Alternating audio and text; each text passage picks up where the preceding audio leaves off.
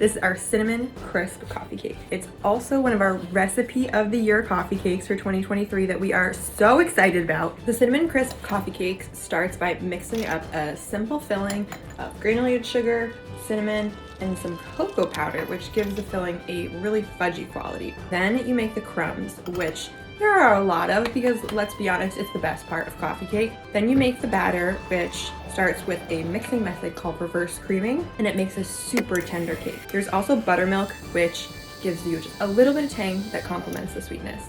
Then it all comes together in an 8-inch square pan. Layer the filling in the middle. Gently press down on the crumbs on top.